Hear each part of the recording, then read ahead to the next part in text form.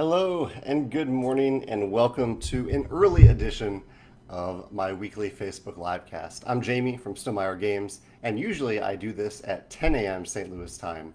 But today is a little different for reasons I'll explain in a second. I'm starting this around 9:25.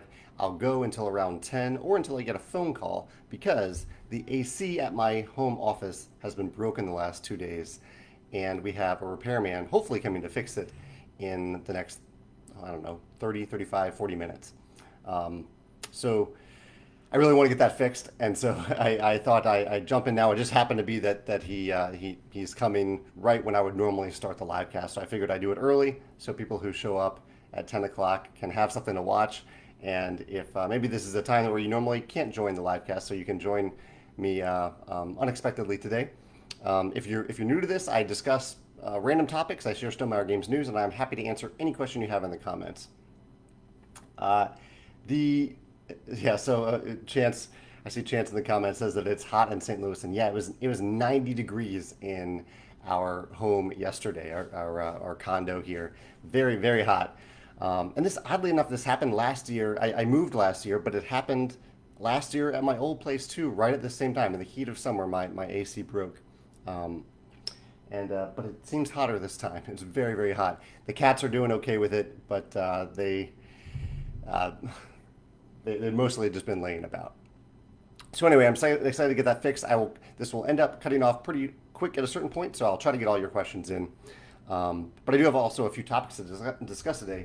Most notably, that Pendulum, the reviews are starting to go live today. We send advanced copies to a number of different reviewers. I think there are 10 different actual reviewers that got advanced copies for Pendulum.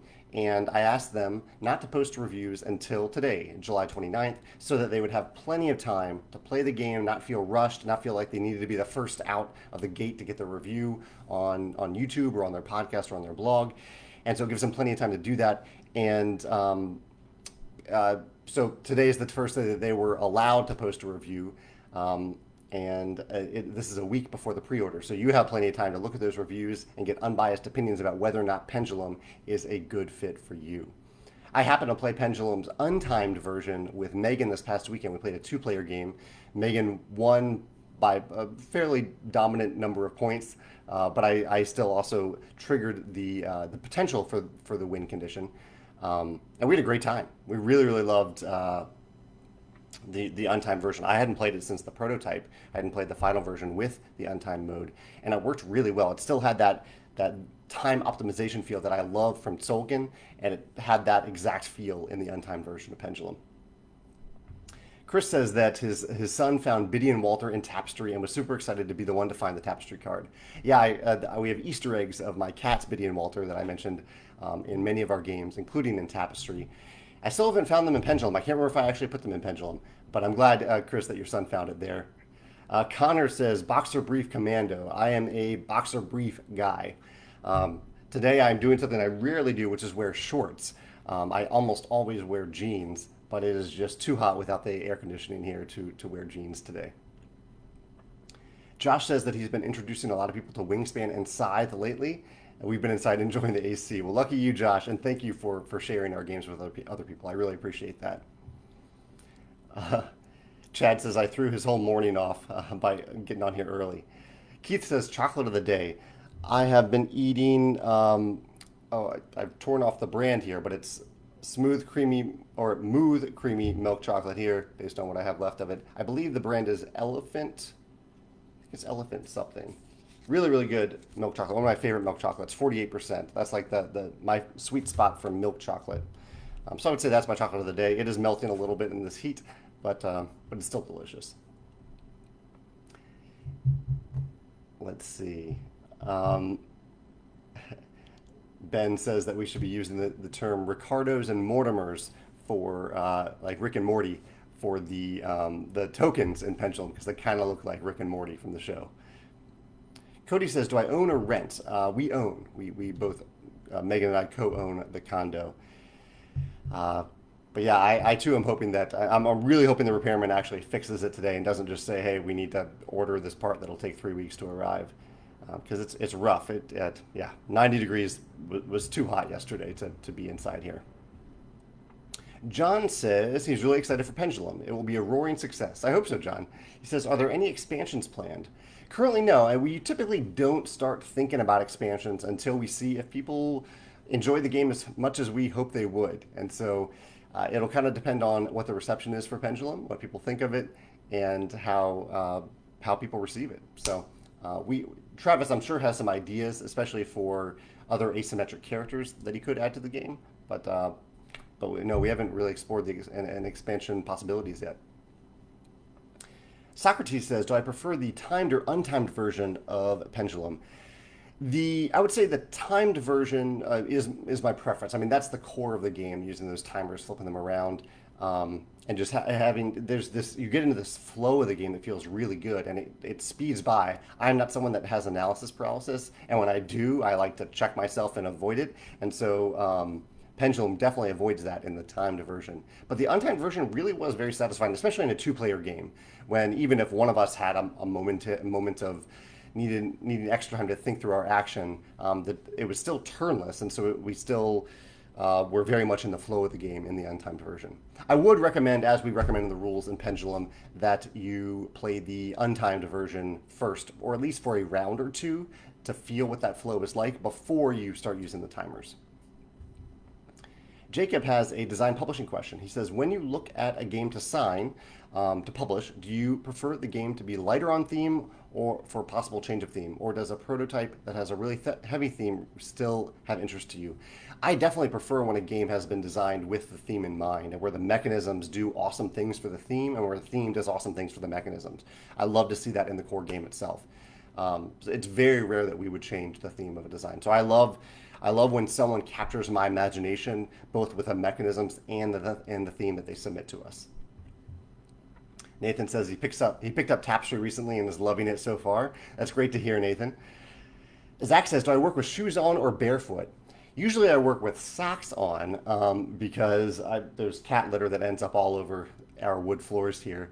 But over the last couple of days, I've been barefoot just to stay as cool as possible. Yeah. Michael says, I have a friend who is a graphic designer and wants to get involved with bird game design. I think you may have meant board game design, but if you meant bird game design too, there's some great bird games out there, including Wingspan. Any tips on getting introduced into the industry? Yeah, Michael, that's a good question. So I have some posts about that. There's a post I wrote about how to flatter your way into a new industry, how to volunteer your way into a new industry. Those are two ways to do it. I would say one of the best ways that a graphic designer can get noticed in the industry is to, like, this is one of my random suggestions that I've seen a few people try. But basically, if he has a game that he loves, but he thinks the graphic design could use a little work, maybe on a notable element of the game, maybe a card, maybe the box, he could redesign it based on how he would design it as a graphic designer and post it just to share his love for the game and show that he loved it so much that he was willing to spend time on it to redesign that element of the game, and share it in one of the many Facebook groups that publishers and game designers hang out in and artists hang out in. I think that's a fun way to get noticed, and a fun kind of unobtrusive way to get noticed by game publishers. Nick says, can we get a kid's version of Wingspan, please? My kids love the game, but are still a little young for the full game experience. You know, it's not in the works, Nick. A few people have asked for this. My hesitation has been that part of the strength of Wingspan has been that the text on the cards adds to a lot of the variation and the theme and the uniqueness of each of the many cards. If we replace that with, I picture a younger version replacing that text with a few simple icons that kids could understand. They wouldn't need to read that text. And I think that might take away a lot from the game. But the core of the actions of Wingspan are so simple that it might be possible. It might be something that we could explore someday. Kyle says, any news on Libertalia? So yeah, I posted about how much I love Libertalia the other day, both in terms of my pirate-themed games, and I might have done a video about it for the first time. It might have just been the pirate-themed games. But I mentioned in that video that I thought, randomly I'd check to see if the rights for Libertalia were available, and they are currently controlled by Asmodee. Yeah. Pete says, any update on the time frame for the Scythe consolidated rulebook? Yeah, I actually updated our website page for this the other day, and it is looking like we will start accepting pre-orders for it or the spiral bound version for it on August 5th alongside with Pendulum. So they're arriving at the same time. So I figure if you're ordering Pendulum, you might and you want the rulebook, why not consolidate shipping for the two of them? Ali says inside, the abilities of Togawa are anglicized Japanese words. What does toka mean? Yeah, that's called romaji. That's the style of writing Japanese in English words. Toka, I forget what it means. I did study Japanese for many years, but when I created those words, I talked to a Japanese ambassador of Stonemaier Games to help pick those words. And so I can't remember what that exact word means. Froylan says, have I considered all the meeple source birds, how all the Wingspan birds fit into the Wingspan box? Yeah, two things that I can branch off from this question for then. One is MeepleSource just launched their campaign for special meeples for Wingspan and Pendulum today. MeepleSource operates completely independently from Stonemaier Games for stuff like this, but I love what they do. I'm pretty good friends with Cynthia and Chris at this point, and so I want to support them. And so if you are interested in enhancing your copy of Wingspan with some birds that might appear in the new Oceania expansion, feel free to check out their Kickstarter. It's live right now. As for the fit, Ferlin might be referring to the Wingspan Big Box that I started discussing in the Wingspan Facebook group last week. I realized after playing the pre-production copy for the Oceania expansion recently that it would really help to maybe move forward with the big box, even though we don't know what's in all the future expansions. So I would design the box around the idea that it would fit it would be modular, it would fit a bunch of different stuff, even in the future that we're going to make, even though we don't know what that stuff is right now. And so yes, one of the things that a lot of people said was, can you make sure that the box fits custom meeples, basically. I said a disclaimer in that post on the Wingspan group was that third-party accessories are third-party. They are separate from Stonemaier Games. I can't possibly design this box to accommodate every single third-party accessory. There are too many out there. I don't even know all the accessories that are out there. But I can plan it around the content we make, the accessories we make, and some of the maybe the most popular stuff, like the Wingspan stuff and leaving room for other custom inserts if someone wanted to use another custom insert instead of the organizer that we include in that big box. Sally says, will there be more copies for retailers of Pie in the Sky? My local store hasn't been able to get it.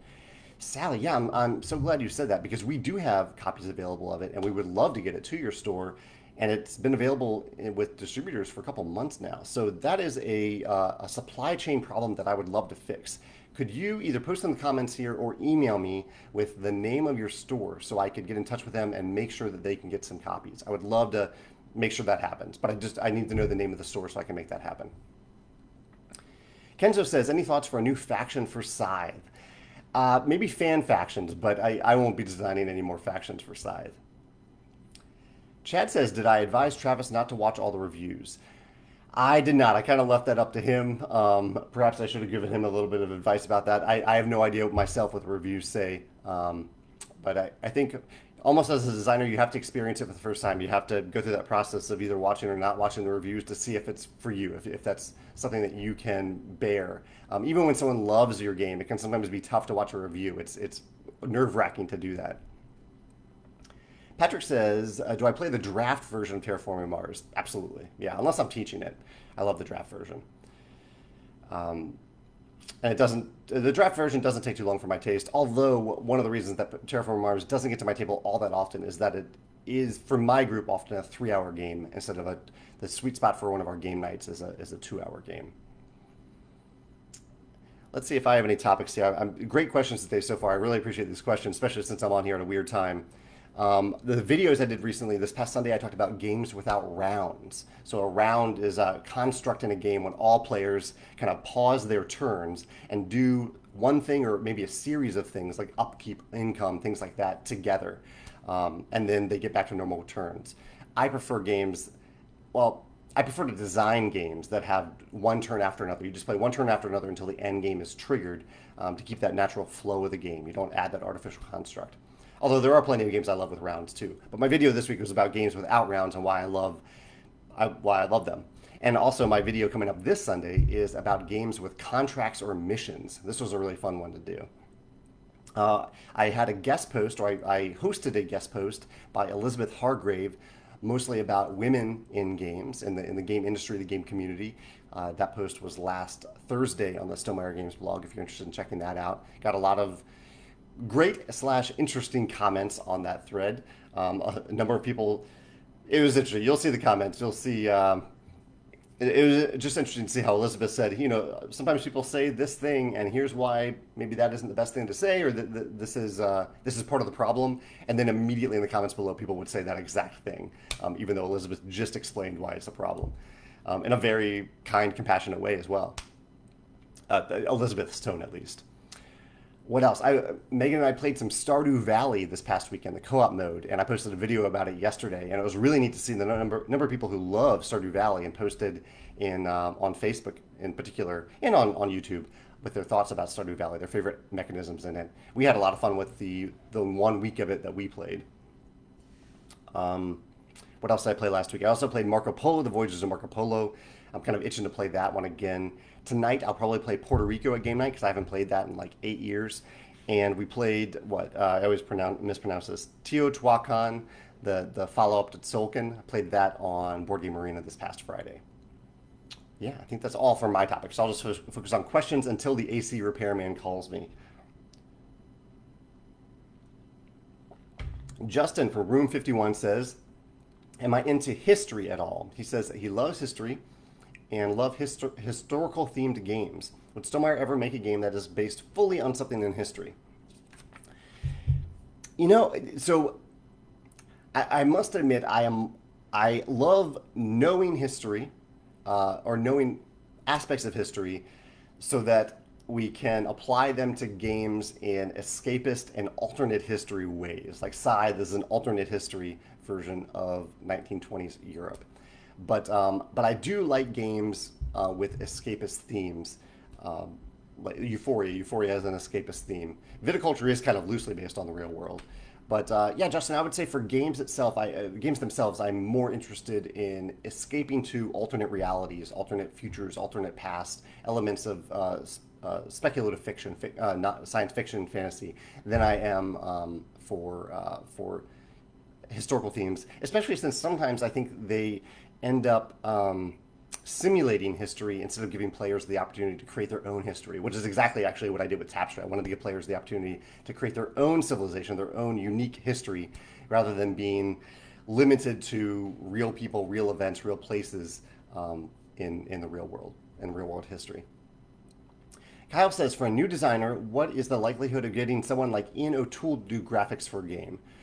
Ian sometimes watches these videos. He might chime in here. I would say for someone like Ian, he is probably booked for a very long time, and he's probably just not available for that. However, many artists are just, they just want to work on cool stuff. And if they get paid for it, and they like the person they're working with, and they like the project, I think many of them are just happy to work with anybody.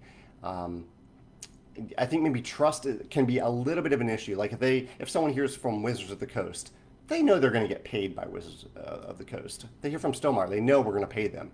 Whereas if they hear from someone who has no background at all, no history online, or very little history online as a game designer, game publisher, that type of thing, they might wonder, are you actually going to pay me? They might ask for a down payment at the very least. Also, Kyle, I should mention that designers rarely are actually in charge of the art. That's something that the publisher handles. If you are looking to design and self-publish a game, that's when you might handle the art. But if you're just designing a game, you don't need to look for an artist or handle the art. Let's see. Carrie has an interesting reply to Nick about a family version of Wingspan. She says, have you tried playing open-handed to make it more cooperative or collaborative? And that's actually interesting that Carrie says that. Carrie, I always play Wingspan open-handed. I like to be able to look at my hand of bird cards. I don't like to feel like I'm hiding behind it when I'm playing the game. And there's so little that other players, almost nothing. Like I never look across the table to see what birds my opponent might play because it doesn't really impact me. Even their goals, I could look at their goals and try to get in the way of them getting that extra point, but that doesn't really matter to me either. It matters to me much more of how I'm optimizing my engine. So I love to play Wingspan open-handed with goals and birds face up on the table. Adam says, this may be a silly question, but when you play Scythe, do you play only the modular board at this point, or do you mix things up with the base game map? Depends on who I'm playing with. If it's someone new to Scythe, then maybe I'm teaching them, or they just haven't played a lot of the game, we'll play with the standard board. But it's been a while since I played Scythe. It's been a while since I played anything with friends other than just Megan. And the last time we played, I was playing with actually my best friend and his son, who was around 7 at the time, and we definitely played with the standard board, not the modular board. But I do really enjoy the modular board. I hope you have fun with it. David says, have I ever maxed out or had anyone get maximum points for Pendulum? I think that would be very difficult to do, especially since the game is now constrained to 4 rounds. At one point, it could go a little bit longer than that. Megan did complete 2 of her tracks this past weekend. And maybe even actually technically 3. I'm not sure if she counted the legendary achievement track there. But no, I don't think we've ever seen someone max out all of the tracks. Connor says, did I see that Restoration Games is applying for the Hero Quest license? Are you a Hero Quest fan or fool? I would say pretty much all I know about Hero Quest is that awesome video online. There's someone who just goes crazy about how much they love Hero Quest, why it's the best game ever. But I've never played it. I don't actually know much about the mechanisms either. But it would be cool to see what Restoration Games does with it. I love what they did with Downforce. Well, that's actually one of my favorite games. So it would be cool to see what they do with it. Timo Tep says, have I played the Doge ship? I have not played that. No. Pete says, I mentioned the possibility of another viticulture expansion. The volume of the current box seems like it's at capacity. Any chance of a legendary box for viticulture? I hadn't thought about that, but yeah, it kind of depends on if we make an expansion and what the components are for it, how they might fit into the box. But I wonder if we could even just include a new insert in the box that fits into the original box and that maybe organizes components in a way that lets slightly more tokens fit into it. Maybe has a slightly better fit for some of the other components. It's something I definitely would consider. I'm glad you asked about that, Pete. Christian says, have I played any Vital Lacerda games? What are my thoughts maybe also on production quality in relation to price?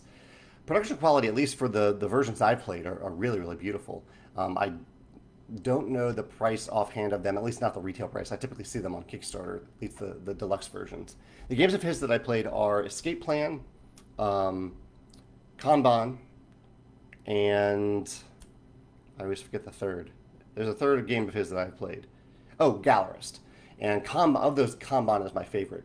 I don't know. I don't have a strong opinion about production quality or price other than that I really like the quality of his games. He's probably a little bit heavier of a designer than what is my typical taste for games that I gravitate to. But I did appreciate in Escape Plan, there's one thing that he does in many of his games that I don't like, and it's giving players a lot of bonus actions that they can do on their turn. There are a couple reasons why I don't like that, but he doesn't do that in Escape Plan. So I'm wondering if maybe he's moving away from that a little bit. And I've heard on Mars, I think he doesn't do that on Mars either. I think everything that you can do is interfaced on the board and on your player mat. Todd says, how can you get Pendulum? He said, I tried to find it on your site for ordering and had no luck. Yeah, you can see on the Pendulum page for our website, it says the pre-order opens on August 5th, but today is only July 29th. Paul says, any updates on the Scythe rules release? Yes, we will be, you can pre-order the spiral-bound version of the Scythe complete rulebook on August 5th as well, along with Pendulum, or separately from Pendulum. Doug says, not sure if this was asked, when are pre-orders going live for Pendulum? That's August 5th. A lot of people think the same thing at the same time. Julian says, date for when I can show off the Tapestry expansion. Yes, I will mention this in our e-newsletter next week on August 5th. I will say that I'm going to start talking about it on August 12th. It's running pretty close to Pendulum, but I wanted to talk about one at a time. So I'll focus on Pendulum right now, and then on August 12th, I'll start talking about the Tapestry expansion. Marcelo says, what were the lessons learned from the level of production on Tapestry? Lessons learned, that's a good question. I don't know, I would say I'm probably still learning about that. I love the game that we produced. I'm really happy that we created a Civilization game that has an epic feel on the table. And I think we found a pretty good price point. We could have priced that game higher if we wanted to. I think the main trouble that I have with it is just based on the way that we sell to distributors and retailers, the result is a pretty high retail price even though we could be selling it for a lot lower on our website. And I have started to discount it a little bit on our website because we don't need to sell it at $99 MSRP on our website. But I respect that retailers kind of need to do that based on the price that they buy it from distributors. Retailers typically buy it like a 48 to 50% discount from distributors. So that means that a retailer buys Tapestry for roughly $50, and a retailer has to cover a lot of costs that we don't have to cover internally. They have to cover costs like for running a business or running a brick and mortar store. So I wish my main wish for Tapestry isn't about the production values themselves. I think I like what we did for the production of Tapestry, but that maybe we could have found a way to, on an ongoing basis, offer a lower MSRP. I think maybe $80 would have been awesome, but there's no way that we could have done that sustainably for Tapestry. It just costs too much to make. Let's see. Madison says, does Scythe have Easter eggs of my cats? It does. Yeah, there's an encounter card that shows one or both of my cats. In the original art, it shows both of them, but the encounter card, it's either encounter or objective, one of the two. But the text box at the bottom blocks, I think, maybe one of the cats. But Walter and Biddy are on either an objective or an encounter card inside.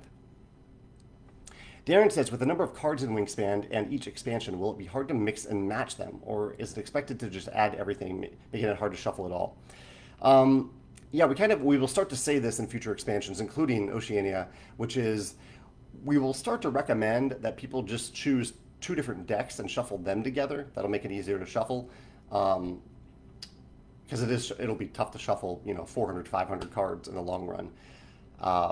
One thing that I like to do is that I kind of keep all my cards shuffled all the time, and when I get out the box to play, I'll choose just a few stacks of cards, and I'll shuffle them up again and just use those two stacks rather than trying to pull out all the cards and do that.